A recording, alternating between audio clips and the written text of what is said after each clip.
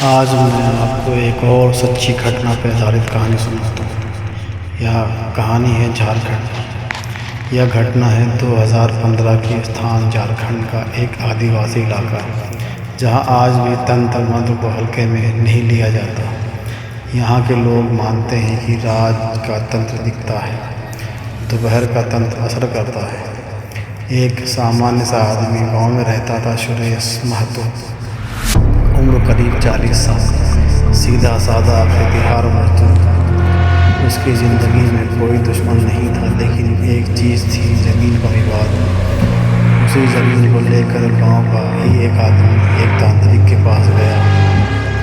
तांत्रिक ने साफ कहा, अगर करना है तो रात में नहीं, दोपहर में करना होगा, क्योंकि दोपहर में आदमी की आत्मा सबसे कमज़ोर होती है। और तारीख तय हुई 15 जून 2015। समय दोपहर 12:45। दोपहर का अजीब बदलाव। उसी दिन सुरेश खेत में काम कर रहा था। अचानक उसने महसूस किया पसीना ठंडा हो गया, कानों में सीटी बजने लगी, आंखों के सामने अंधेरा। उसने पास खड़े आदमी से कहा, लगता है कोई मेरा नाम लेकर बुला रहा है। और वह ज़मीन पर बैठ गया। घर पर उसकी पत्नी ने देखा, सुरेश की परछाई उनकी दिशा में पड़ रही थी। वह बिना बोले दीवार की तरफ घूर रहा था। दोपहर के उजाले में घर के अंदर दिया अपने आप बुझ गया।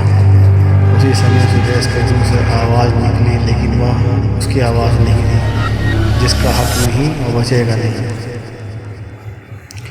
गांव के ओझा को बुलाया गया। ओझा ने देखते ही कहा, यह तंत्र रात का नहीं, ये दोपहर में किया गया बंधन तंत्र है। इसे काटना मुश्किल होता है। उसने सुरेश की छाती पर हल्दी का एक चिन्ह बनाया। जैसे ही मंत्र पढ़ा गया, सुरेश जोर से चिल्लाया और बेहोश हो गया। ओझा ने बताया, जिस तांत्रिक ने यह किया है, उसने सुरेश का नाम किसी और की बलि के साथ जोड़ा है। अगर 3 दिन में काटा नहीं गया तो इसकी आत्मा अपने आप शरीर छोड़ देगी।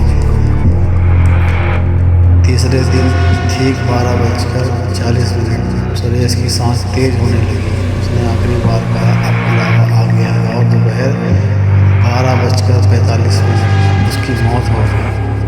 बाद में जो पता चला, जिस आदमी ने तंत्र कराया था, उसी दिन उसके घर में आग लग गई और वही तांत्रिक एक हफ्ते बाद पागल हालत में जंगल में मिला।